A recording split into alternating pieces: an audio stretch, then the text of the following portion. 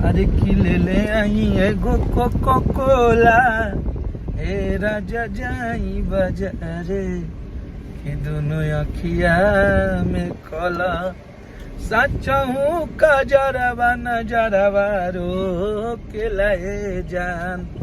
दोनों गाना के आप सब तक बहुत ज्यादा प्यार दे रहा बन जाओ। और कोको कोला गाना आज हर जगह हर रोड पर बाजत आती। आप सबके स्नेह आशीर्वाद प्यार हिट मशीन के आप सब इतना प्यार आशीर्वाद दे रहा बन जा और एक तरफा हिट करा देनी जा आप सब कोको कोला गाना के। और कजरा गाना भी बहुत ज्यादा बज रहा बा। कजरा के अकॉर्डिंग कोको कोला के बहुत ज्यादा आशीर्वाद प्यार आप सब दे रहा बन, जैसे कि वो चीज है। और आप सब आशीर्वाद सब गाना के दीजिए। आज देखते देखते मात्र 14 दिन में 10 मिलियन गाना क्रॉस हो गई। कजरा भी 1 करोड़ लोग के आशीर्वाद प्यार मिली।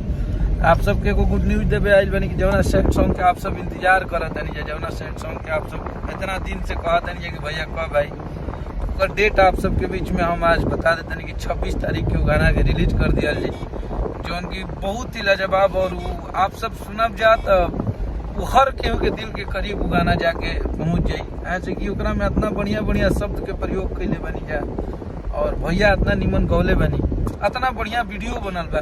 तो जब हर चीज के कॉम्बिनेशन मिल जाला तो ये गाना हिट होला और पब्लिक के पसंद आवेला। तो आप सबके बीच में हमनी के कजरा लेके अनी जा, ओकरा बाद अब ले आवत अनी जा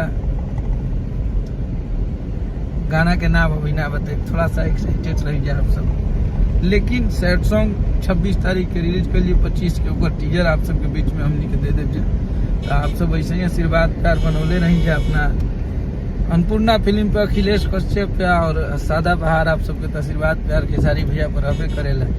तो इतना बड़ा आप सब हिट करा देनी जा। अभी जितना भी हमने के गाना रिलीज करनी है जा, सब गाना के बड़ी आशीर्वाद प्यार आप सब दे रहा बनी जा।